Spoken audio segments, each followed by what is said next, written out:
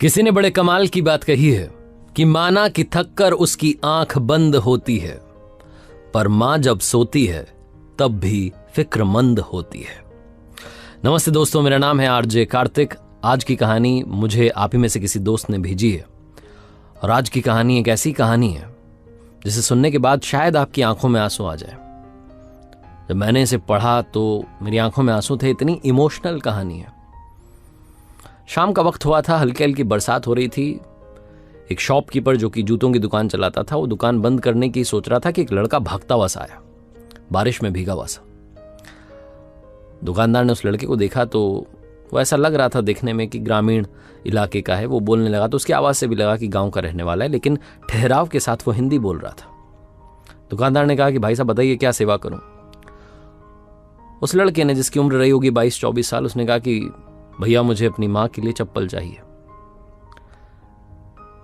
जो शॉपकीपर था उसने कहा कि नाप बताइए, क्या नाप है, किस नाप की चप्पल चाहिए, मम्मी आई है साथ में? तो उसने कहा नहीं, मम्मी नहीं आई है।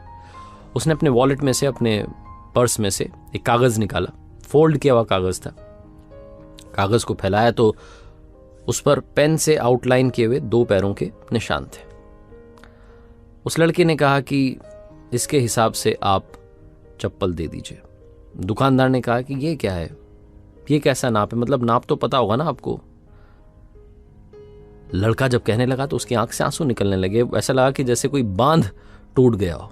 उसने कहा कि भाई साहब क्या नाप, मैं गांव का रहने वाला लड़का हूं, मेरी मां ने आज तक चप्पल नहीं पहनी। कांटों में, झाड़ियों में मजदूरी करके थोड़ा बहुत पैसा इकट्ठा करके मुझे पढ़ाया। मुझसे कहा कि पहले तू जूते पहन, आज देख रहे ना मेरे पैरों में जूते हैं पॉलिश किए हुए। मां ने कहा तू जूते पहन, इंटरव्यू दे, नौकरी कर, तेरा सबसे जरूरी है जूते पहनना, मेरा नहीं। आज मुझे अपनी पहली तनख्वाह मिली है और मैं अभी आखिरी बस से अपने घर के लिए जा रहा हूं, गांव के लिए। तो मैंने सोचा क्या लेके जाऊं। तो मैंने सोचा कि मेरी मां जो झाड़ियों में, कांटों में नंगे पैर मेहनत करती रही, उसके लिए एक जोड़ी चप्पल लेके जाऊंगा। अब नाप तो मुझे मालूम नहीं था, मैंने ऐसे ही पेन से आउटलाइन बना ली, इसी नाप की चप्पल दे दीजिए।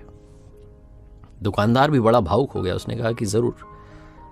उसने चप्पल निकाली, लड़के ने पसंद की, बॉक्स पैक किया। उसने कहा कितने रुपए? दुकानदार ने कहा 800 रुपए। फिर दुकानदार को लगा पता नहीं कितनी सैलरी मिलेगी, तो पूछा भैया क्या तनख्वाह मिल रही है आपको? लड़के ने कहा 8,000 रुपये मिल रहे हैं, खर्चा पानी निकाल करके 5,000 रुपये तो खर्च हो जाते हैं, 3,000 रुपये बचे हैं सारे माँ के लिए। दुकानदार ने कहा भाई साहब ज़्यादा नहीं हो जाएगा 800 रुपये की चप्पल? लड़के ने कहा नहीं, माँ के लिए कुछ भी ज़्यादा नहीं है। उसने पेमेंट किया, चप्पल ली, वो निकलने लगा कि दुकानदार ने टोका रुको रुको रुको रुको। दुकानदार ने एक और चप्पल, एक और बॉक्स पैक किया, उस लड़के को कहा कि ये भी ले जाओ और माँ से कहना कि आपके दूसरे बेटे की तरफ से गिफ्ट है। माँ से कहना कि ये वाली खराब हो जाए तो ये वाली पहनने, लेकिन अब से नंगे पैर नहीं रहे, और मां को मेरा प्रणाम कहना। लड़का भी इमोशनल हो गया, उसने कहा जरूर भैया। वो जाने लगा। फिर से दुकानदार ने कहा 1 सेकंड रुको, बस एक आखिरी तुमसे मैं मांग करना चाह रहा हूँ, डिमांड करना चाह रहा हूँ, सुनो मेरी बात। वो तुम्हारे पर्स में जो कागज रखा है ना, जिस पर पैरों के निशान बने, वो मुझे दे दो।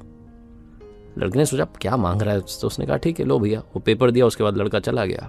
दुकानदार अंदर आया, वो जो कागज था उसको ले जा करके जहां वो पूजा करता था वहां पर रख दिया। दुकानदार के नौकरों ने देख लिया तो कहने लगे ये क्या कर रहे हो? दुकानदार ने कहा आज मैंने लक्ष्मी जी के पग देखे हैं, बस उन्हें आज से पूजा में रख रहा हूं।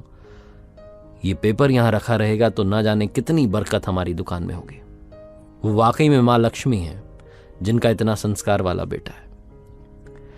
छोटी सी कहानी बस ये सिखाती है कि जिंदगी में मां हैं तो हम हैं, ऊपर जिसे कहते हैं उसे आसमां कहते हैं, और जिसका इस जहां में अंत नहीं होता उसे मां कहते हैं। मां से बड़ा कोई टीचर नहीं, मां से बड़ा कोई धर्म नहीं, मां से बड़ा कोई प्यार नहीं। अपनी मां के आशीर्वाद के साथ कर दिखाओ कुछ ऐसा कि दुनिया करना चाहे आपके जैसा। हर सोमवार सुबह 9:30 बजे मेरे साथ देखिए एक नई कहानी।